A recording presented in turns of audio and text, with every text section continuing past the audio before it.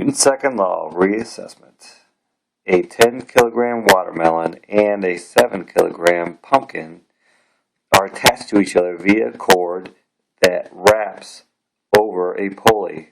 Friction is negligible everywhere in this system. A. Find the acceleration of the pumpkin and the watermelon. Specify magnitude and direction. B. If the system is released from rest, how far along the incline will the pumpkin travel in 0.3 seconds? C. What is the speed of the watermelon after 0.2 seconds? And here is the drawing. You can see 53 on the pumpkin side, and the angle is 30 on the watermelon side. This is the X components. I don't have any Y components because I'm not going to use the Y direction. This is the full body diagram for the pumpkin, which the weight of the pumpkin is going down at a 53-degree angle. We'll be using the sine of this angle. Also, the watermelon will be using the sine of 30. And this is the formula that I'll be using. T minus mg over m equals acceleration. And we have these are the formulas that we have to figure out the acceleration. Down here, I isolated T. It equals mass of pumpkin times acceleration plus mass of pumpkin times gravity sine 53. Now here we will substitute this T for this. And we will just solve for A. So this is a negative mass of pumpkin plus mass of pumpkin A plus mass of pumpkin G sine 53 plus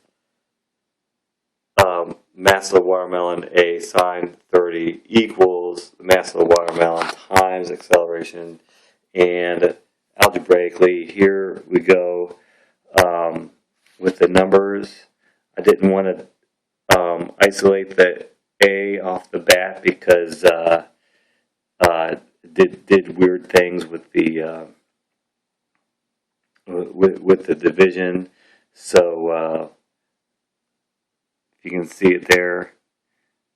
I did everything right, I suppose. And then we wind up with negative 0.3 meters per second squared as the acceleration, and that is the correct answer. And that's a negative, and that's going in the negative direction, in the direction of the pumpkin, and pumpkin wins. Here's B. This is the equation to find the change in X. We have the velocity initial times t plus 1/2 att squared. The things at rest, so the velocity is 0. So 1/2 times negative 0.34 meters per second squared times 0.3 seconds squared gives me change in X equals negative 0.53 meters. I'm sorry, negative 0.0153 meters. Now over C, we're looking for the change in velocity, and here we have the change the equation for acceleration, we have a change in v over the change in t, and then we just take a times the change in t, which is negative 0.34 times 0.2, which gives us negative 0.068 meters per second, equals the change in velocity. And this is for the water. This says it wants it for the watermelon, and this says it wants it for the pumpkin. So they're the same, but because they're attached to the same thing. And that is my reassessment on Newton's second law.